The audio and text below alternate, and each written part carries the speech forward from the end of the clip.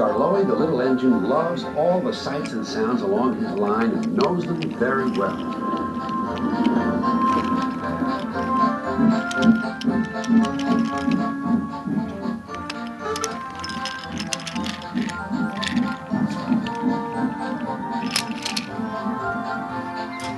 One morning, soon after he returned from being mended, he was enjoying his journey more than ever before.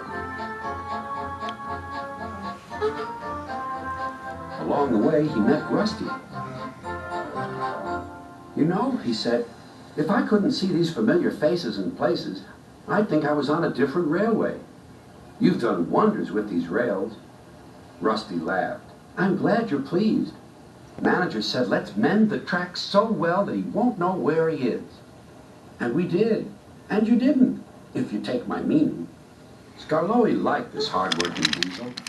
"There's still one bad bit," warned Rusty, "just before the first station. An engine might come off there, particularly Duncan.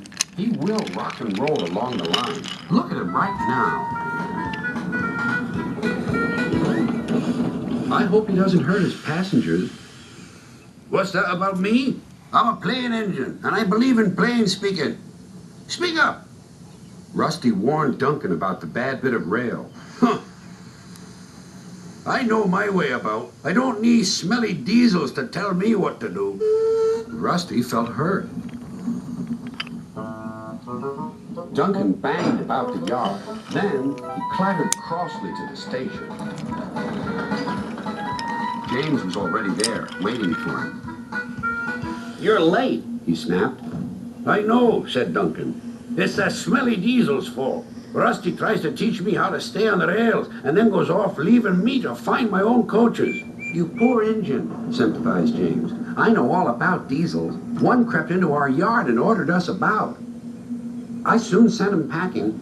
Duncan was filled with admiration. He didn't know that James was boastful and sometimes didn't tell the truth.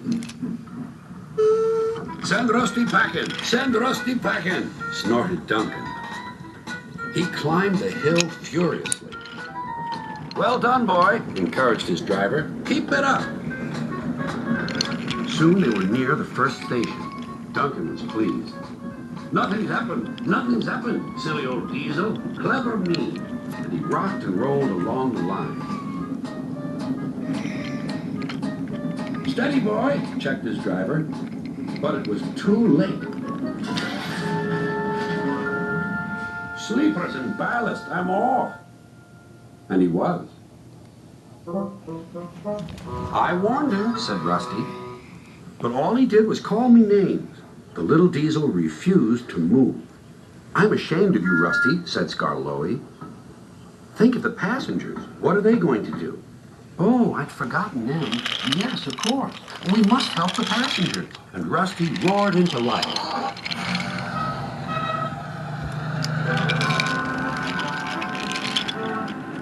Duncan stood sad and solitary. He couldn't rock and roll now. "Oh dear," he thought. "Everyone will know how silly I am." The passengers had to get out and help too. They weren't very pleased about that, but worked as hard as they could. They carefully levered Duncan back onto the line.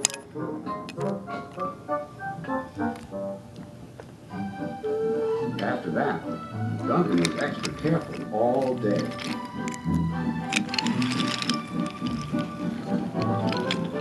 At last, evening came.